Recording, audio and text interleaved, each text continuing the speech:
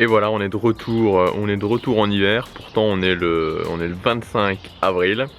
Donc pour tout vous dire, j'avais prévu de tourner cette vidéo dehors, mais je crois que je n'en ai pas vraiment l'envie. Donc je vais simplement rentrer pour vous dire ce que j'avais à vous dire aujourd'hui. On va parler d'habitudes. Aujourd'hui, on va parler de 7 habitudes que vous allez pouvoir mettre en place pour avancer vers vos objectifs.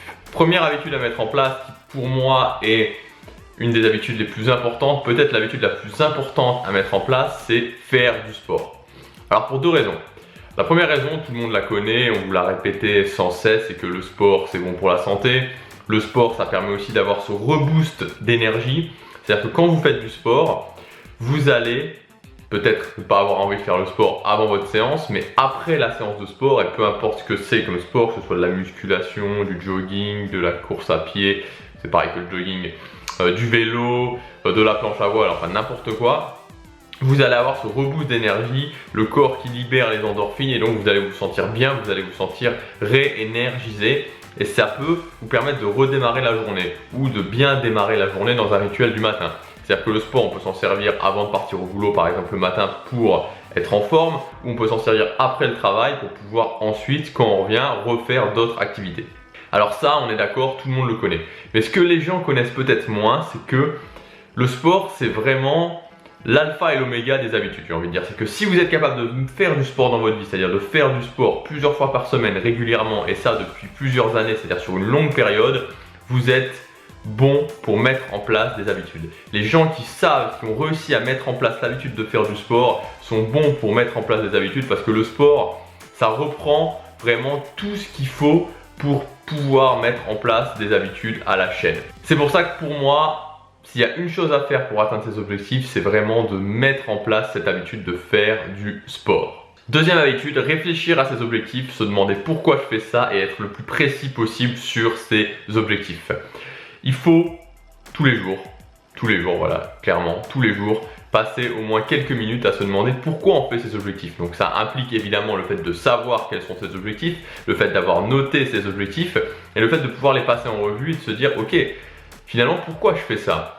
Et quand vous savez vraiment pourquoi vous faites ça, quand c'est vraiment en vous, que c'est vraiment dans vos valeurs, vous n'avez pas le choix finalement de réussir vos objectifs parce que même si à un moment donné vous vous décentrez, même si à un moment donné vous mettez cet objectif sur pause, vous allez forcément y revenir parce que ça fait partie de vous et parce que vous sentirez ce besoin en vous d'accomplir l'objectif. Troisième habitude, manger sainement. Manger sainement, c'est super important tout simplement parce que comme je vous le disais dans la vidéo d'il y a quelques jours, c'est un investissement sur votre santé. Donc il faut prendre cette habitude de manger sainement. Ce que je vous conseille pour commencer à mettre en place cette habitude de manger sainement, et ça peut paraître un petit peu bizarre, c'est-à-dire qu'on va pas forcément penser à commencer par ça, mais c'est de ne pas tant vous préoccuper de ce que vous mangez, mais de plutôt vous préoccuper de votre organisation. C'est-à-dire que vous pouvez réfléchir comme ça. Vous pouvez vous dire, ok, à partir de maintenant, je vais arrêter de manger des produits qui sont tout préparés et je vais me préparer tous les jours 2 repas chauds. Je vais mettre en place cette organisation pour moi-même me préparer tous les jours 2 repas chauds. Moi par exemple, ce que je fais, c'est que le soir, je me prépare mon repas du soir et mon repas du midi. Je pense que c'est une organisation qui fonctionne, donc c'est pas utile, je crois, de se préparer des repas pour longtemps à l'avance, mais ça évite de devoir se faire à manger le midi parce qu'on n'est pas forcément là, on n'a pas forcément le temps. Donc l'idéal, c'est de se préparer le soir, le repas du soir même et le repas du lendemain midi.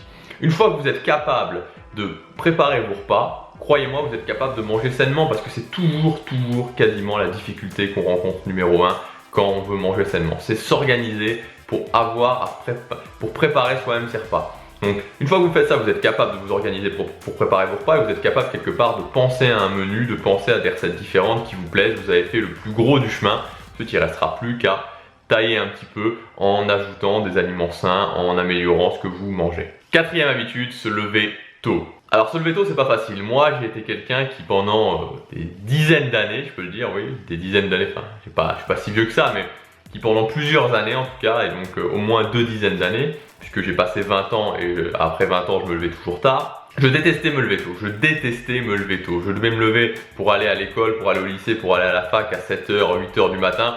Je détestais ça. Et ça m'a pris des années à créer cette habitude, ça m'a pris des années à comprendre aussi que c'était une habitude qui était importante. Et quand j'ai fait, il y a 2 ans maintenant, ce défi, et j'ai tenu 115 jours en me levant tôt tous les jours, j'ai compris que j'aimais ça, j'ai pris du plaisir dans le processus et je me suis dit que j'étais beaucoup plus productif en faisant ça. La vérité, c'est que la quasi-totalité des gens qui réussissent leurs objectifs, des gens qui réussissent des grands objectifs, se lèvent tôt. Bien sûr, on peut trouver des exceptions, mais je vous déconseille de réfléchir en termes d'exception dans la vie, mais plutôt de réfléchir en termes de grand nombre, en termes de probabilité. Mettez en place cette habitude de vous lever tôt. Alors vous n'êtes pas obligé de vous lever à 5 h du matin, mais ne serait-ce que de se lever entre 7 et 8 h du matin, ça change tout. Vous commencez votre journée à 9 à 10 h, c'est quand même compliqué. Vous commencez votre journée à 7h30, 8 h du matin, ça vous fait gagner déjà 2 bonnes heures pour travailler vers vos objectifs. 5e habitude, sortir de sa zone de confort. C'est pas le plus facile à faire, je vous encourage à faire ça de façon douce au départ, parce que quand on n'a pas l'habitude de sortir de sa zone de confort, ça peut faire bizarre. Sa zone de confort, je pense que vous le savez, c'est l'endroit finalement où on est à l'aise, l'endroit où on a l'habitude, alors ça peut paraître paradoxal de dire ça, mais c'est l'endroit où on a l'habitude de faire des choses, d'aller au travail, de faire ses courses, de vivre sa journée classiquement. Toutes les choses qu'on fait sans stresser finalement, quand vous faites quelque chose et que vous ne stressez pas du tout, vous n'avez même pas une toute petite appréhension, vous sortez de votre zone de confort. À partir du moment où vous commencez à avoir une appréhension, c'est que vous êtes en dehors de votre zone de confort. Si maintenant je vous réserve un billet pour le Pérou et que je vous dis que vous allez partir un mois au Pérou tout seul, qu'est-ce que vous ressentez? Il y a de fortes chances que vous ayez la gorge qui se noue un peu, que vous commenciez un petit peu à ressentir une pression au niveau de la poitrine et éventuellement au niveau du ventre. Ça, c'est le symptôme qu'on appelle le stress, la peur, et il est naturel quand on sort de sa zone de confort. Donc l'idée, c'est de petit à petit sortir de sa zone de confort. Donc la zone de confort, vous êtes au milieu, c'est un cercle. Vous avez votre zone d'inconfort qui est tout autour, et ça va être de faire s'étendre petit à petit cette zone de confort en prenant des actions de plus en plus inconfortables, Si je prends l'exemple du voyage, si vous ne voyagez pas du tout, vous habitez par exemple à Paris, vous n'avez pas du tout l'habitude de voyager, vous pouvez partir avec quelqu'un en week-end à Londres. Ça vous fera un petit peu sortir de votre zone de confort, mais ça sera pas trop difficile, et vous pouvez l'étendre comme ça. Ça sert vraiment pour tout. Et n'oubliez pas cette règle qui est un petit peu ennuyeuse, mais qui pourtant est bel et bien là. Tous vos objectifs, tous vos rêves se trouvent toujours en dehors de votre zone de confort. Donc il faut se préparer à petit explorer des territoires inconnus, des territoires qui sont en dehors de votre zone de confort. 6e point, 6e habitude à mettre en place, voyager. Ça tombe bien, j'en parlais juste avant. Il faut vraiment voyager, il faut voir le monde, il faut sortir un petit peu de ses habitudes, et il n'y a rien de mieux que le voyage. Des fois je suis étonné de rencontrer des gens qui ont 50 ans, qui ont 60 ans, qui n'ont jamais vraiment voyagé. Et je leur dis, mais ça te dirait pas d'aller aux États-Unis, de voir un petit peu le monde?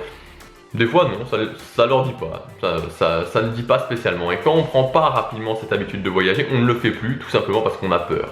Les gens qui ne voyagent pas, c'est les gens qui ont, même s'ils ne se l'avouent pas, peur de voyager, parce que le voyage reprend finalement tous les ingrédients qui font sortir de la zone de confort.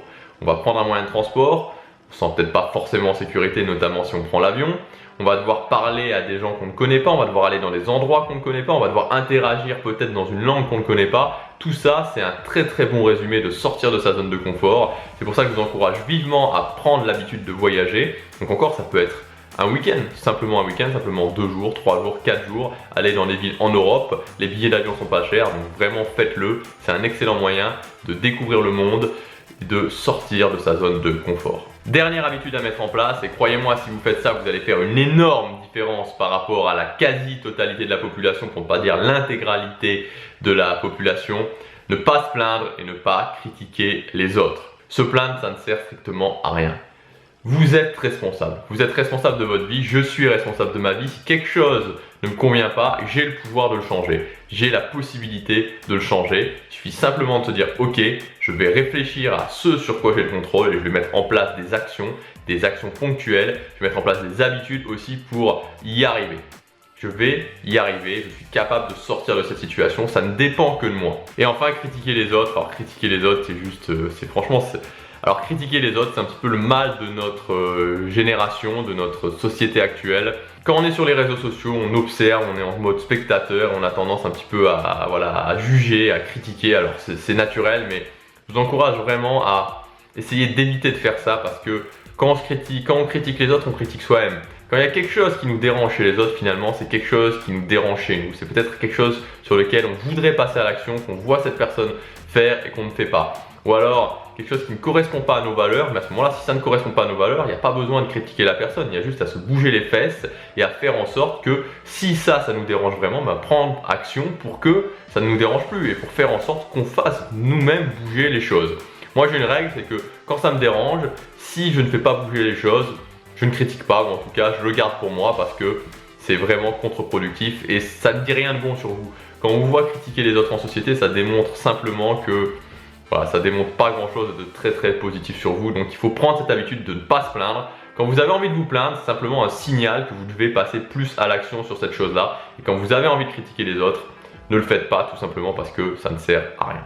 Si cette vidéo vous a plu, n'hésitez pas à la partager. On se retrouve demain pour la prochaine et n'oubliez pas que chaque jour compte, chaque jour peut faire la différence.